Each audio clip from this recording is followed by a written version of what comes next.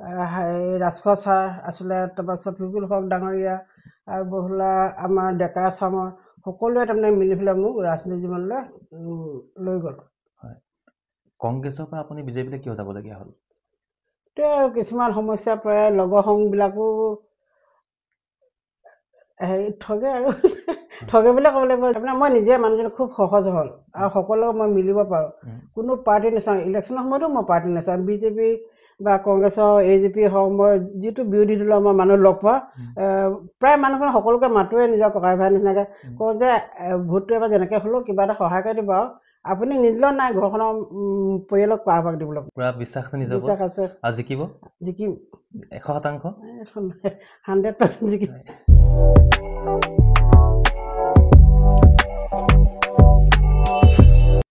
নমস্কাৰ বন্ধুসকল, আমাৰ এই অনুষ্ঠানলৈ আপোনাক সকলোকে স্বাগতম জনাইছোঁ। আৰু মোৰ সৈতে এই মুহূৰ্তত উপস্থিত হৈ আছে যোৰহাট জিলা পৰিষদৰ প্ৰাক্তন সভানেত্ৰী তথা সোণোৱাল কছাৰী স্বায়ত্তশাসিত পৰিষদৰ সদস্যা বিমলা সোণোৱাল বাইদেউ। আমি বাইদেউৰ পৰা কিছু কথা জানিম, তেওঁৰ ৰাজনীতি জীৱনলৈ তেওঁ কেনেকৈ আহিল আমি তাৰ কথা জানিম, তেওঁৰ জীৱনৰ শৈশৱ কৈশোৰৰ বিষয়ে আমি জানিম। প্ৰথমতে বাইদেউ আপোনাক আমাৰ এই অনুষ্ঠানলৈ স্বাগতম জনাইছোঁ।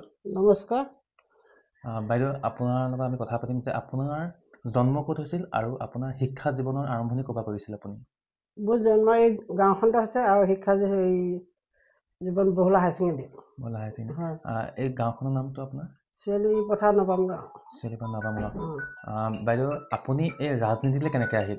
যে ৰাজনীতি কৰিব লাগে, ৰাজনীতিৰ জৰিয়তে মানুহৰ সমাজখনক আপুনি আগুৱাই নিব লাগে, ৰাইজক সহায় কৰিব লাগে, আপুনি মনতে কেনেকৈ ভাবিল আৰু কেনেধৰণে আপুনি ৰাজনীতি পথাৰখনত জঁপিয়াই পৰিল? এইটো বৰ দীঘলীয়া প্ৰচেছ, তথাপিতো কওঁ বহুলা ৰাজখোৱা ছাৰ আছিলে, তাৰপৰা ছফিকুল হক ডাঙৰীয়া আৰু বহুলা আমাৰ ডেকা চামৰ সকলোৱে তাৰমানে মিলি পেলাই মোক ৰাজনীতি জীৱনলৈ লৈ গ'ল। হয়, প্ৰথম বাইদেউ আপুনি নিৰ্বাচন খেলিছিলে, প্ৰথম কি নিৰ্বাচন খেলিছিলে? প্ৰথম বহুলা পঞ্চায়তৰ প্ৰেচিডেণ্ট। গাঁও পঞ্চায়তৰ? হয়। আমি জিকিছিলে? জিকিছোঁ। তাৰপিছত জিলা পৰিষদৰ মেম্বাৰ হৈ পেলাই এটা চেয়াৰমেন হ'লোগৈ। তেতিয়া আপুনি বৰহলা জিলা পৰিষদ খেলিছিলে? বাইদেউ, যেতিয়া আপুনি বৰহলা, তেতিয়া কিমান চন আছিলে, কোন চনত আপুনি বৰহলা জিলা পৰিষদৰ সভানেত্ৰী আছিল? বৰহলা জিলা পৰিষদৰ সভানেত্ৰী 2013 চনত। তাৰপৰা পঞ্চায়তৰ প্ৰেচিডেণ্টটো আছিলোঁ 2008 চনত। বাইদেউ, যেতিয়া আপুনি সভানেত্ৰী আছিল যোৰহাট জিলা পৰিষদ, তেতিয়া পৰিসৰটো বহুত ডাঙৰ আছিল। তেতিয়া আপোনাৰ মাজুলী আছিল, এতিয়া মাজুলী নাইকিয়া হৈ গ'ল। এতিয়া 16টা আছিলে। তেতিয়া বহুত বহল পৰিসৰত আপুনি কাম কৰিব। তেতিয়া কাম কৰা অভিজ্ঞতাসমূহ কেনেকুৱা ধৰণৰ আছিল? মই যদিও বহুত একেবাৰে নতুন, তথাপিতো মোৰ বহুত ভাল লাগিলে, যিহেতু মোৰ অফিচৰ আমাৰ CO হওক, অফিচৰ ষ্টাফ হওক, DC ডাঙৰীয়া হওক, তেওঁলোকে মোক বহুত সহায় কৰিছিলে কামত। আৰু মই বহুতখিনি ভাল ভাল কামেই কৰি থৈছোঁ তাত। হয় বাইদেউ, মই আপোনাৰ পৰা জানিব বিচাৰিছোঁ যে আপুনি যোৰহাট জিলা পৰিষদৰ যে সভানেত্ৰী আছিল, তেতিয়া আপুনি কংগ্ৰেছৰ পৰা আছিল, আৰু বৰ্তমান আজিৰ তাৰিখত আপুনি সোণোৱাল কছাৰী স্বায়ত্তশাসিত পৰিষদৰ এগৰাকী সদস্য BJP দলৰ। কংগ্ৰেছৰ পৰা আপুনি বিজেপিলৈ কিয় যাবলগীয়া হ'ল? তেওঁ কিছুমান সমস্যা প্ৰায় লগৰ সংবিলাকো ঠগে আৰু ঠগে বুলি ক'ব লাগিব। যিহেতু তেওঁলোকেও মোক কিছুমান কথা ভাল লগায়, সেই ভাল লগা দেখিলোঁ যে ভাৰতীয় জনতা পাৰ্টি কিছুমান নীতি নিয়ম আদৰ্শ বহুত ভাল, সেইটো কাৰণে মই গ'লোঁ। কি কংগ্ৰেছৰ এনেকুৱা কিবা সুযোগ পোৱা নাছিল নেকি, যাৰ কাৰণে আপুনি আগুৱাই যোৱাত আপোনাৰ অসুবিধাৰ সৃষ্টি হৈছিল, সেইকাৰণে আপুনি কংগ্ৰেছ দল এৰি দিবলগীয়া হৈছিল নেকি? সেইটো নহয় তাৰমানে বৰ্তমান দেশৰ পৰিস্থিতি লৈ তাৰমানে সেইটো ৰাইজে যোনফালে গতি কৰিছে আপুনি ৰাইজৰ লগতে। এতিয়া যিহেতু বাইদেউ সোণোৱাল কছাৰী স্বায়ত্তশাসিত পৰিষদৰ নিৰ্বাচন আহি আছে, ৰাইজৰ মাজলৈ আপুনি যাম বুলি কৈছে, কেনেধৰণৰ প্ৰতিশ্ৰুতি আৰু কি কৰিবলগীয়া কাম আছে সোণোৱালবাসী ৰাইজৰ কাৰণে? সোণোৱালবাসী ৰাইজৰ কাৰণে যিখিনি আমাৰ দুখীয়া অশিক্ষিত ল'ৰা ছোৱালীবিলাকৰ কাৰণে আমি স্কলাৰশ্বিপ দিছোঁ, আৰু আমাৰ যিবিলাক দুখীয়া ঘৰৰ চালিখন নাই, তেনেকুৱা ছোৱালীবিলাকক আমি টিংপাত দিছোঁ, আৰু সোমাই থকা ৰাস্তাবিলাক ভাল কৰিব যত্ন কৰি তেনেধৰণে আৰু যি পাৰিছোঁ আৰু তাৰমানে টিংপাত দিছোঁ, সূতা দিছোঁ, কম্বল দিলোঁ, বহুতখিনি বস্তু দিছোঁ। বাইদেউ, বৰহলাবাসী ৰাইজৰ মাজত এটা প্ৰশ্ন হয়, সেই প্ৰশ্ন মই আপোনাক মুকলিকৈ সুধিছোঁ যে বিমলা সোণোৱাল বাইদেৱে যদি কংগ্ৰেছৰ পৰাও টিকেট নাপায়, যদি বিজেপিৰ পৰাও টিকেট নাপায়, কিন্তু তেওঁ যে নিৰ্দলীয় খেলে তথাপি জয়লাভ কৰিব, এনেকুৱা কি শক্তি আছে যাৰ ফলত আপুনি জয়লাভ কৰিব লাগিব? ইমান আপোনাৰ তাত কি শক্তি আছে? ৰাইজৰ মৰম কেনেকৈ বুটলিবলৈ সক্ষম হ'ল আপুনি? তাৰমানে মই নিজে মানুহজন খুব সহজ হ'ল আৰু সকলোকে মই মিলিব পাৰোঁ। কোনো পাৰ্টি নাচাওঁ, ইলেকশ্যনৰ সময়তো মই পাৰ্টি নাচাওঁ। বিজেপি বা কংগ্ৰেছৰ AJP হওক, মই যিটো বিৰোধী দলৰ মই মানুহ লগ পাওঁ, প্ৰায় মানুহখন সকলোকে মাতোৱে নিজৰ ককাই ভাই নিচিনাকৈ কওঁ যে ভোটটো এবাৰ যেনেকৈ হ'লেও কিবা এটা সহায় কৰি দিব আৰু আপুনি নিদিলেও নাই, ঘৰখনৰ পৰিয়ালক পাৰভাগ দিবলৈ ক'ব, সেইটোৱে কৈ দিওঁ মই। আনকি ছাত্ৰ সন্থা লাখিনকৈ কোৱা আগতে ব'লা তুমি মোক থৈ আহাগৈ, আজি মোৰ হেৰি যাবলৈ অসুবিধা আছে, তেনেকৈ কওঁ। তেতিয়া ল'ৰাখিনিয়ে কয় আৰু বোলে আপুনি আমাক শেষ কৰি দিলে বুলি কয়। সেইটোৱে মেইন আৰু তাৰমানে মই সকলোকে মিলিব পাৰোঁ। কোনো যেনেকৈ মানুহে ধনী দুখীয়া নাচায়, দুখীয়া বুলি নাচায় বা অশিক্ষিত বুলি নাচায়, মই তেনেকৈ সকলোকে কোনো বিজেপি কংগ্ৰেছ বুলি তাৰমানে মই মানুহ চিলেক্ট নকৰোঁ। মুঠতে বস্তু পাব লাগে সকলোৱে, বছ মানে। বাইদেউ আপুনি পঞ্চায়তী ৰাজ বা পঞ্চায়ত নিৰ্বাচনৰ যোনটো আছিলে, তাৰ পৰা আপুনি আহি পেলাই নিজৰ সোণোৱাল কছাৰীৰ স্বায়ত্তশাসিত পৰিষদৰ ফালে আপুনি আহিবলগীয়া হ'ল? পঞ্চায়ত নিৰ্বাচন কিয় নেখেলিলে আপুনি? তেতিয়া জিলা পৰিষদৰ যেনিবা হেৰি মেন আহিলে, মেনটো নহয় যেনিবা আমাক এজন বহুলাই শিক্ষক এজনক চিলেক্ট কৰিলে। তেতিয়া মই ঘৰতে আছিলোঁ এনেই।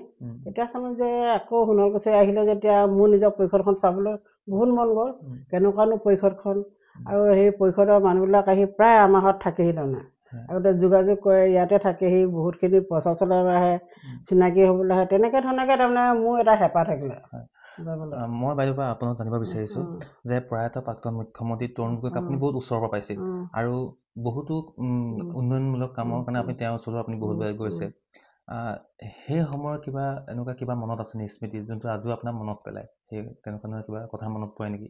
কথা মানে মই বৰ বেছি জিলা পৰিষদৰ যদিও মই চেয়াৰমেন হ'লোঁ, কিন্তু ডাঙৰ মানুহৰ কাক বেগেতে মই নেচাপোঁ ওচৰত। তাৰপিছত ছাৰে আমাৰ ঘৰতে ইলেকশ্যন কৰিলে, আমাৰ ঘৰত থাকেহি, দুবাৰকৈ আহি ইয়াত ভাত পানী খুৱাইছোঁ। আৰু তেতিয়া মোৰ কামবিলাক কিছুমান দেখে আৰু তেতিয়া কয় ছাৰে যে আমাৰ বিমলাই কাম কৰিছে ন, সেই খাত তেওঁ কৈ থৈ গৈছে, আমাৰ বিমলাই কাম কৰিছে ন, তেনেকৈ বুলি কয়। সেই খাতে তেখেতক খুব মৰম লাগে, তেনেকৈ।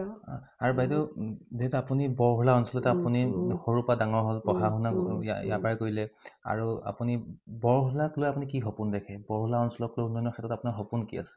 মোৰ বহুত সপোন আছে বৰহোলালৈ, খালি আমি যিখিনি পুঁজি পাওঁ কৰিব নোৱাৰোঁ, অকণমান পুঁজি পাওঁ সেয়াই। এইবাৰ মই বৰহোলা হায়াৰ ছেকেণ্ডেৰীত এটা ল'ৰা ছোৱালী জিৰণি ৰুম বুলি বনালোঁ, ওপৰত যিটো আপোনালোকে নীলা টিং লগা দেখিব নে, সেইটো দিছোঁ। আৰু কলেজত এটা দিছোঁ কমন ৰুম বুলি, তেওঁলোকে যিয়ে কাম নকৰে ন, ক্লাছে ৰুমে কওক, জিৰণি চোৱাই হওক, তেনেকুৱা ধৰণকৈ বৰ ধুনীয়া তাতো এটা ৰুম দিছোঁ। সেইবোৰে তাৰমানে কৰি ভাল লাগে। তাৰপৰা এই বৰহোলা যিটো আমাৰ সোণোৱাল কছাৰী প্ৰেক্ষাগৃহটো বহুতখিনি টিং ফুটি আছিলে, তলতো ফ্ল'ৰবিলাক ফাটি আছিলে, সেইখিনি মই 10 লাখ টকা দি পেলাই মেৰামতি কৰাই দিলোঁ। বৰহোলাবাসী ৰাইজৰ কেইটামান দীৰ্ঘদিনীয়া দাবী আছে, সেই দাবীখিনি মই আপোনাক ক'ব বিচাৰিছোঁ যে বৰহোলাত এখন ভাল ষ্টেডিয়াম নাই, 1 নম্বৰ।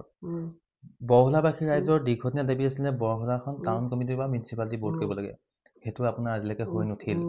3 নম্বৰ হ'ল বৰহোলাত এটা উন্নয়ন খণ্ড লাগে, সেইটো আজিলৈকে নহ'ল।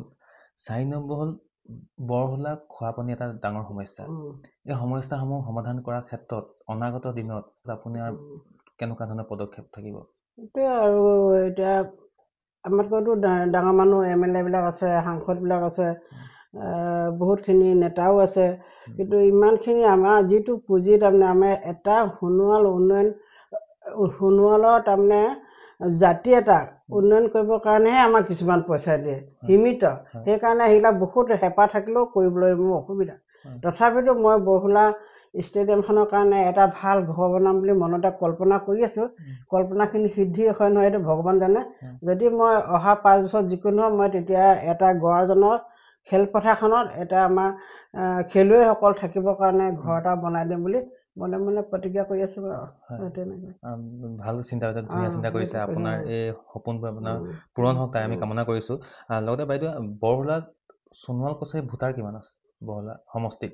এতিয়া 2000 চব কাটিলে যে এতিয়া আধা কষ্টবিলাক এতিয়া 2800 কিমান হৈছে 2800 মান আছে আৰু টিকেটটো আপুনি পোৱাটো প্ৰায় নিশ্চিতই চাগে পাবই পুৰা বিশ্বাস আছে নিজৰ ওপৰত আৰু জিকিব 100% 100% জিকিব এয়া হৈছে বিমলা বাইদেউ তেওঁ যেহেতু অনাগত যি সোণোৱাল কছাৰী সাহিত্য সাহিত্য পৰিষদত যি নিৰ্বাচন আহি আছে নিৰ্বাচনত বৰহোলা সমষ্টিৰ পৰা তেওঁ প্ৰতিনিধিত্ব আগবঢ়াব আৰু তেওঁৰ যি সপোন যি লক্ষ্য সেই কথা আমাক আগত ক'লে যদি ভিডিঅ'টো চাই ভাল পালে তাৰ লাইক আৰু শ্বেয়াৰ কৰিবলৈ নাপাহৰিব ধন্যবাদ নমস্কাৰ